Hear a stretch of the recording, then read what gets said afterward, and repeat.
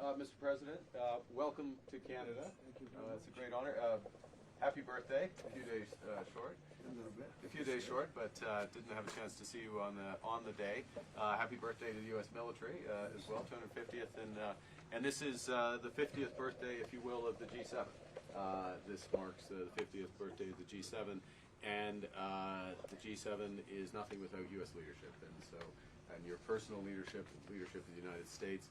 Many issues, geopolitics, economic, technology, and working hand in hand with the United States, Canada and the United States, and the other G7 partners with your leadership. Very much looking forward to the meeting. I'm grateful to have you. Thank you very much, Mark. I appreciate it, and we've developed a very good relationship, and we're going to be talking about trade and many other things. And we have a whole group of people, some traders and some other people. I see my top economy people. But we have a very talented group of people, and you do too, and I know they work together very well. I look forward to that. The G7 used to be the G8. Barack Obama and a person named Trudeau didn't want to have Russia in, and I would say that that was a mistake, because I think you wouldn't have a war right now if you had Russia in, and you wouldn't have a war right now if Trump were president 4 years ago, but it didn't work out that way. But it used to be the G8. And now it's, I guess, what's that, 8 years ago, it switched over. They threw Russia out, which I claimed was a very big mistake. Even though I wasn't in politics then, I was very loud about it. It was a mistake in that you spend so much time talking about Russia, and he's no longer at the table. So it makes life more complicated. But you wouldn't have had the war. Other than that, I think we're going to accomplish a lot. And I expect to. And I think our primary focus will be trade and trade with Canada, and I'm sure we can work something out. Yeah, very good. Thank you very much. Yeah, so much. Thank you very much. Mr. President, holding up a deal with Canada? Say it. What is holding up a deal with Canada from your perspective?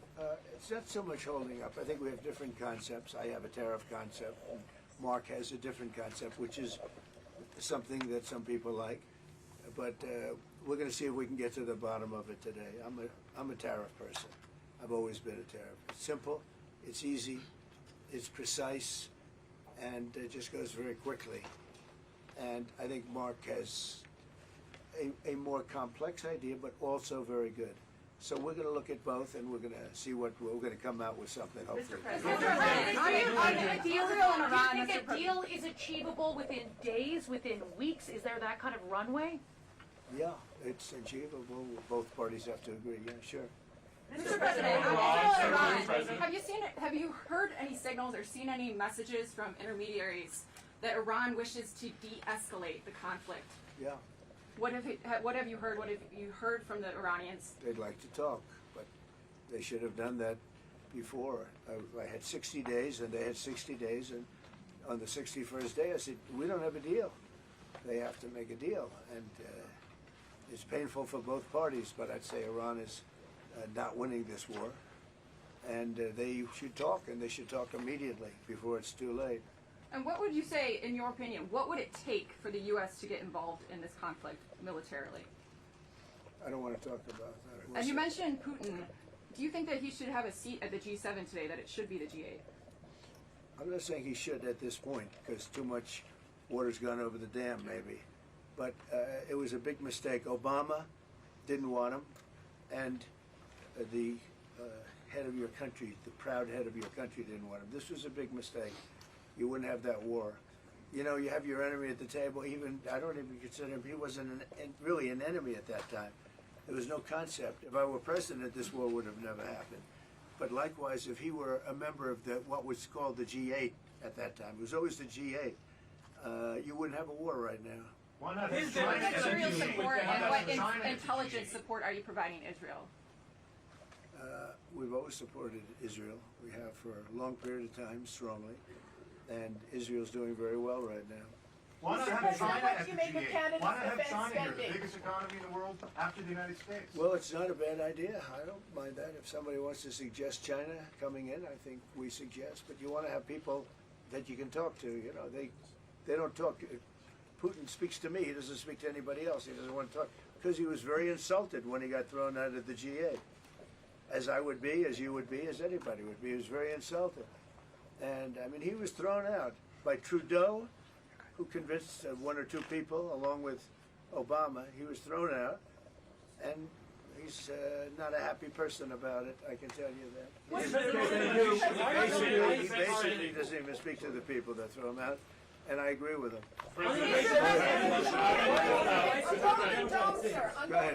On immigration, why are you ordering ICE to target Democratic inner cities? What's behind that?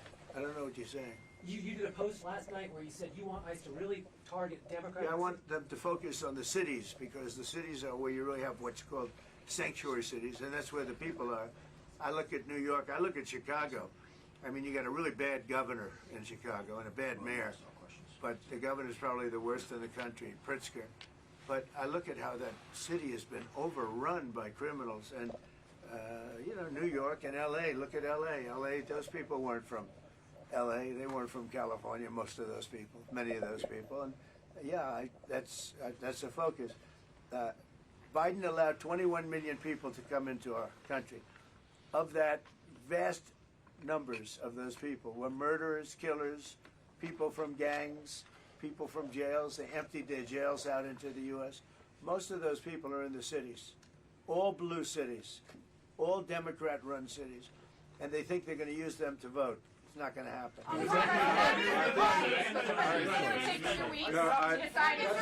That's it.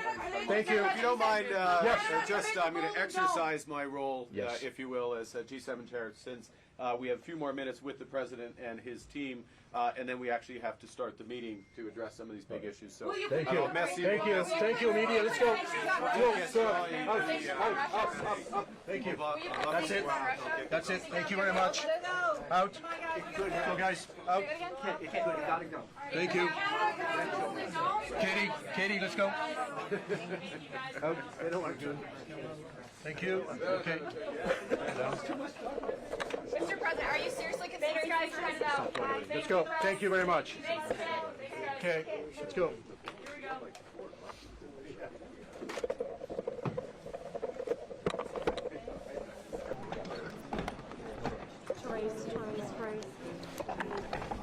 Make some room, guys. Let's make some room. Come on. Down. Let's go. Okay.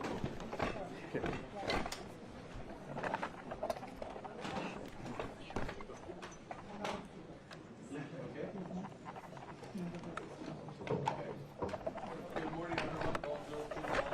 Welcome to Kananaskis and the 2025 G7 Leaders Summit. I'm pleased all leaders are here, honored by your presence.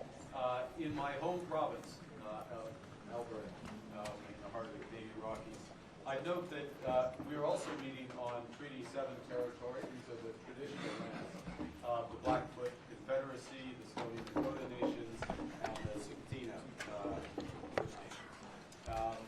And we're gathering at one of those turning points in history. I think we all recognize that turning point where the world looks to this bill for leadership.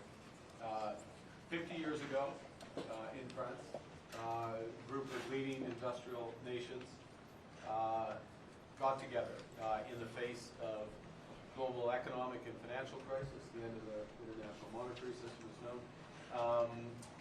stagflation threatening, challenges in the Middle East, geopolitical challenges in the Middle East, and it was the frank, informal discussions around that table, the rendezvous, that led to a long period of decisions and prosperity at that time. Alors, nous avons la chance d'avoir le doyen du G7 avec Monsieur le Président maintenant. And then following the fall of the Berlin Wall, the G7 gathered to integrate those countries that had been behind the Iron Curtain of communism and to accelerate the flow of capital and trade to the developing world. 23 years ago, the G7 met here in Kananaskis, we were just talking about. And that was when the world was still reeling from the aftershocks of 9/11, another turning point in history. And amongst the many decisions taken were control of the spread of weapons of mass destruction, a subject we'll be coming back to. So as I said, we're meeting at one of those hinge moments, those turning points in history. The world's more divided and dangerous. Hostile states and terrorists have expanded their capabilities and their reach, threatening global security in our local communities. Global commerce, energy systems, even intelligence are all being rewired. En tant que membre du G7, nous avons la possibilité de façonner le monde de demain. Un monde plus sûr, plus prospère, plus juste et plus libre. Mais le G7 doit s'adapter pour arriver à ces fins. Nostalgia isn't a strategy. We have to change with the times and to build a better world. And some of you, such as you, Mr. President, have anticipated these massive changes and are taking bold measures to address them. All of us around this table are reinforcing our militaries and security services for the new world. But we all know that there can be no security without economic prosperity, and no prosperity without resilience. And in a world where shocks flow across the borders, that resilience comes from cooperation. Cooperation around, it starts around this table. Cooperation that can lead to a new era of prosperity, energy security, critical minerals, artificial intelligence, quantum, combating human smuggling, and transnational repression. So we will have open, frank discussions over the course of the next 2 days. We might not agree on absolutely every issue, but where we will cooperate, we will make an enormous difference for our citizens and for the world, and bring the next era of prosperity, I hope, to the benefit of those we serve. Avec tout cela, merci beaucoup aux membres de media. Thank you, colleagues. We have some work to do, which will begin in a moment. Thank you. What's the state of the draft resolution on Iran? Thank you. Thank you. Any agreement on the draft? Thank you. Thank you. All right, guys. Pete, are you ready? Let's go. Thank you. Mr. President, Can somebody line? I want to go with Thank you. Thank you.